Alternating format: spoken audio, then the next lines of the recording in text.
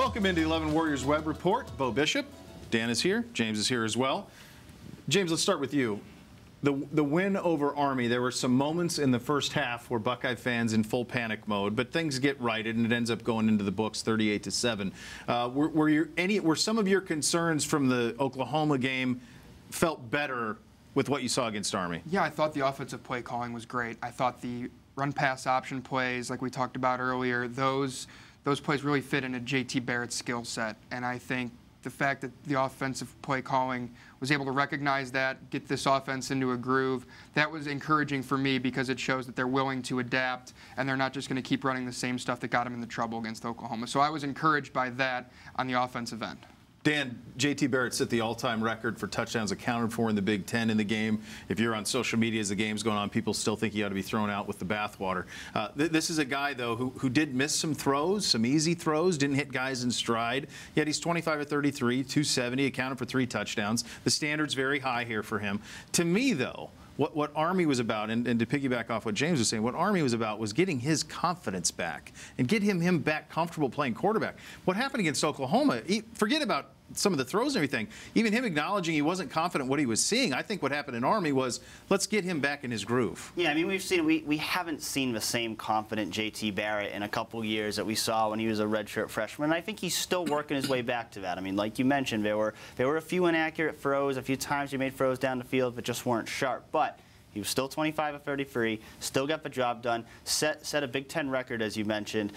I think it was a good step in the right direction, and I think you move into games against UNLV and against Rutgers and against Maryland, all games that Ohio State should win. You want to keep getting him more comfortable, keep getting that confidence up, because by the time you get to the end of October and you're playing Penn State, you really need a confident JT Barrett if you're going to go and win that game. Yeah, I think in simplest terms, when you talk about Army and you talk about UNLV this week and you talk about Rutgers the week after that, guys, I think in simplest terms what these games are about is building confidence for a young team. Guys who are not a young, I mean, they got a veteran quarterback, they got some veteran guys, but from a playmaker standpoint, everybody's got to grow up and they got to get some confidence. You want to walk, by the end of October, you want to be 10 feet tall and bulletproof. We got a long ways to go from where we are now to get to that point against Penn State. The one position that you feel is 10 feet tall and bulletproof offensively is at running back, where J.K. Dobbins is a superstar. I mean, I don't know how else to say it. He's a freshman. He's a true freshman. You try not to put this on guys, but he's having the type of impact that Maurice Clarett had, and at the moment, he is the only threat this offense has that scares opposing defensive coordinators. Yeah, absolutely. He's been great through 3 games, and I think if they give him the ball more against Oklahoma, that gives them a better chance to win that game. But, you know, even with Mike Weber coming on, getting healthy, it's hard to take that guy off the field. I mean, J.K. Dobbins has been great. His jump cuts are unbelievable. Really special, His vision in the hole is unbelievable. So I think they continue to ride him, but also work Mike Weber in a little bit more, because you're going to need both of those guys, especially once you get into the meat of that Big Ten schedule. You're going to need both of those guys to win games. So I think they continue to work Mike Weber in, but you're right. J.K. Dobbins is unbelievable so far, and I think he's going to be the starting guy. He's going to be the #1 running back for the rest of the season, barring an injury.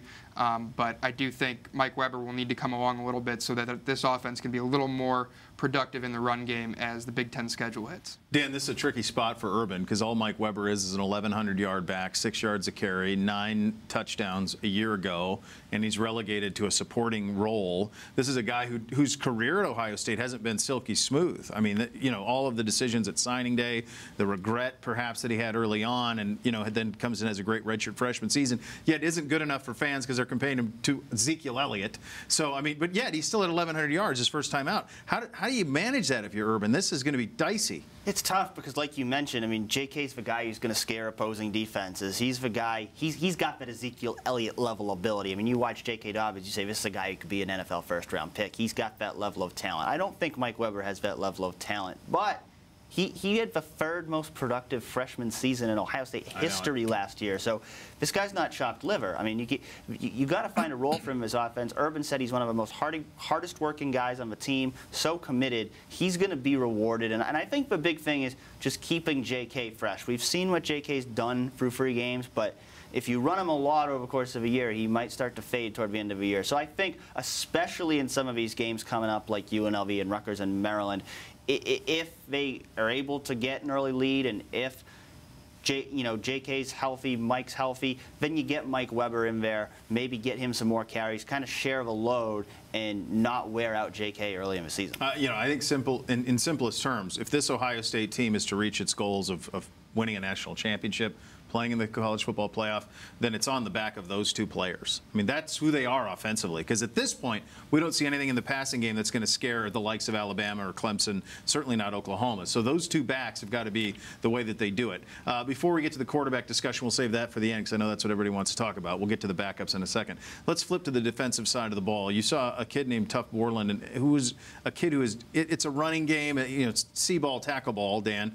But at the same time, I saw 32 all over the field. It was fun to see, and this is an example of a kid who has done his time and then rewards the coaches with a hell of a game. I mean, he had 12 tackles and 41 snaps. So that's pretty impressive. Yeah, he's everywhere. I mean, 12 tackles is impressive if you play the whole game, but he only played a little over half a game, so he was fantastic. But one question with him is, how's he going to play against other offenses? I think the triple option fit perfectly into Tuff Borland's skill set in terms of being a run defender. We haven't seen him tested in the pass game yet, so that's not to say he can't do it. We just haven't seen it yet. So he's probably going to get that opportunity a little bit this week. Chris Worley's got a sprained foot. Most likely, I would guess, isn't going to play against UNLV. That opens the door for Tuff Borland to get some playing time. I'm not sure he'll be an every down guy. I think maybe Dante Booker slides into that role. Maybe even if Baron Browning gets some more playing time in this game. But I think you can get Tuff Borland those reps in a game like UNLV, maybe the next game against Rutgers, and see what he can do in that pass game, because certainly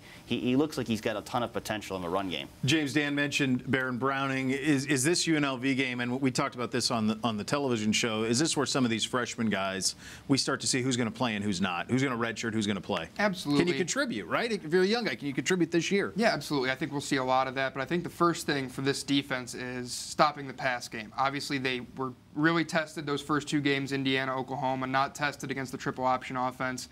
And I think the coaches are going to want to see a little bit more of those veteran guys against the pass defense. In that first half especially, can they stop it? Because you have to imagine UNLV's watching that tape. They're going to try to air it out.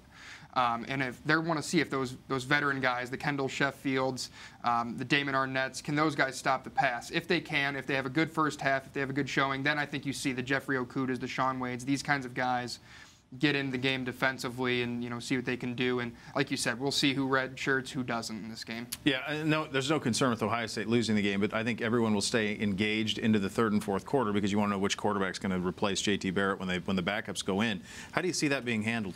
It's going to be an interesting situation. First and foremost, it depends on, is Joe Burrow healthy? Because if Joe Burrow's not fully healthy, they might not take their chance. They might put Dwayne Haskins in there. I still think, even if Burrow's healthy, that Haskins probably going to be the first guy off the bench. But I think the goal in this game is you get a lead early enough that both of those guys get in the game. I don't know about Tate Martell. Like you said, it's a guy, maybe he redshirts, maybe he doesn't. My guess is he redshirts. We'll find out on Saturday. But I think the goal would be you get a comfortable lead at halftime. You get Haskins or Burrow in there in the third quarter, get the other one in there in the fourth quarter, get them both some reps because you want to have both of them ready in case something happens. Well, for the young kids out there, in the 90s, Bobby Bowden had one of the best programs in the history of college football where they finished in the top 4 for like 15 years in a row in the AP.